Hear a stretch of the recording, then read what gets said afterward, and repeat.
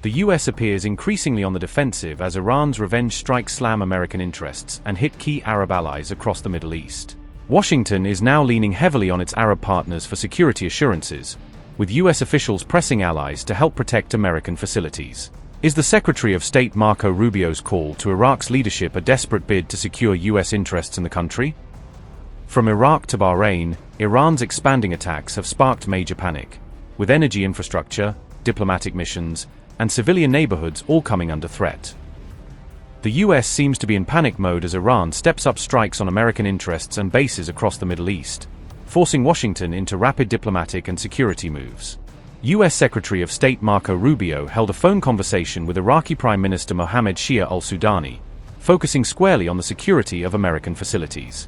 Rubio urged al-Sudani to keep protecting the US Embassy after violent protests and incidents around the Green Zone, stressing that Iraq must take all possible measures to safeguard US personnel. State Department spokesperson Tommy Pigott publicly revealed details of the March 9 call, confirming that embassy protection and protest management were central to the discussion. Tommy Pigott said, and I quote, "Secretary Rubio spoke today with Iraqi Prime Minister Mohammed Shia al-Sudani. The secretary strongly condemned terrorist attacks by Iran and Iran-aligned terrorist militia groups in Iraq, including in the Iraq Kurdistan region. They reiterated the importance of the Iraqi government taking all possible measures to safeguard US diplomatic personnel and facilities." Unquote. This renewed outreach comes after Iran struck Kurdish militants and sites in Iraq, partly in response to rhetoric and signals of support they had received from Trump and US officials. Earlier, Trump said he would back an offensive by Iraqi Kurdish groups into Iran during the war, indicating he would support Kurdish fighters if they chose to carry the fight across the border.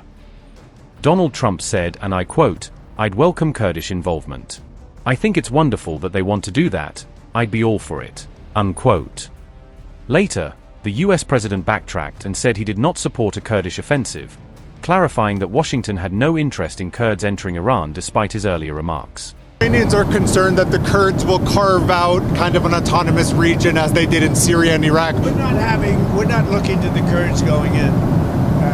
We're very friendly with the Kurds, as you know, but we don't want to make the war any more complex than it already is. No. You've ruled that out? We don't want, I have ruled it out. I don't want the Kurds going in. I don't want to see the Kurds get hurt, get killed. We've had a good relation. They're willing to go in, but I've told them I don't want them to go in. Do you think the map of Iran will look the same? The war is complicated enough without getting the Kurds involved. And do you think the map of Iran looks the same after this is all done? That I can't tell you. Probably not.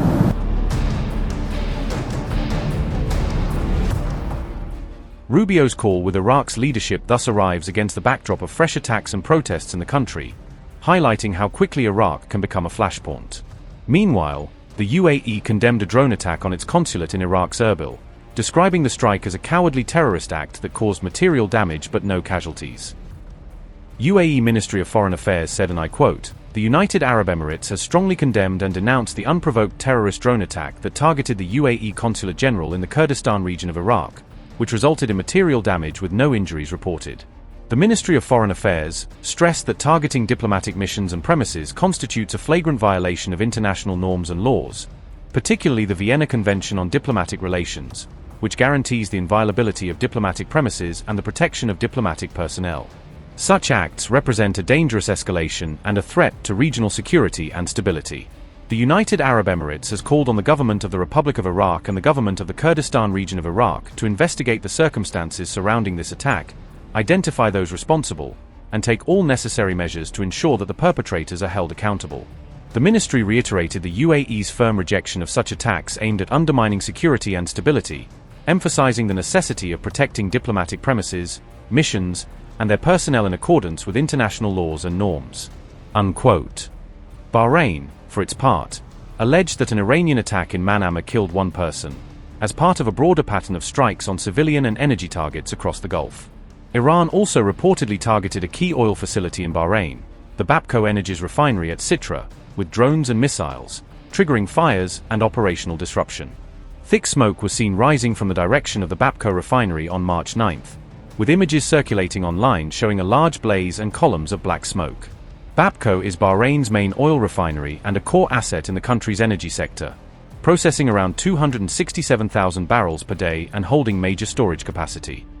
Bahrain's Interior Ministry said, and I quote, "Initial reports indicate one person died and others were injured in a blatant Iranian attack targeting a residential building in the capital." Unquote.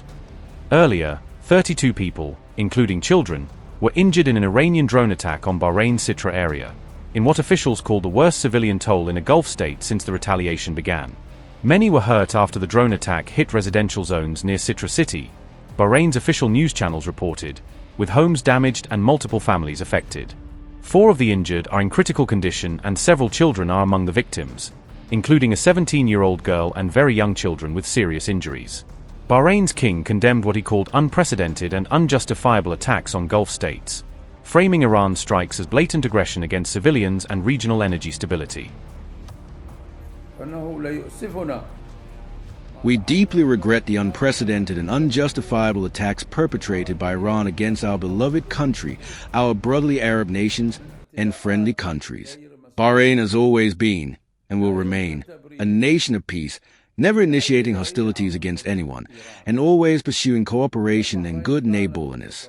We highly commend the readiness, vigilance, and national responsibility demonstrated by our armed forces, their valiant personnel, and all relevant agencies, and their resolute response that thwarted these attempts and preserved the security of the nation and the safety of its citizens and residents.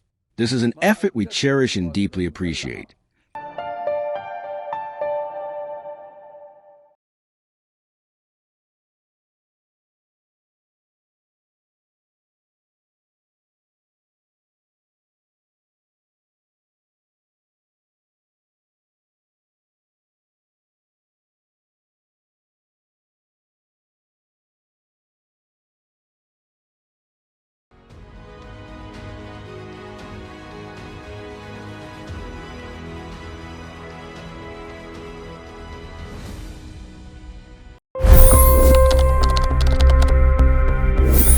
$25 crore गरीब गरीबी को परास्त करके बाहर निकले।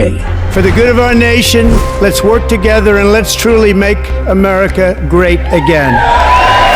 The fastest news breaks. Requested PM saying that Rubio will have to speak to Putin and to Zelensky. The biggest news makers. The relationship with India is probably the most important bilateral relationship the U.S. will have for the rest of this century. The capital delivered quite an election result today. Expert analysis. The million-dollar question today is how to stop this dance of death. Ground reports. I'm standing at the crossroad of the Kumbh Mela. Behind me are more than 100 entry guards. Long-form interviews. Exclusionary politics is reflected in Manipur case as well. You don't bother because this is a small state. Deep dive into burning issues. It's often said DRC could be the richest country in the whole world. It's because of what sits underneath. Why exactly did the US topple the Sheikh Hasina government? HD videos.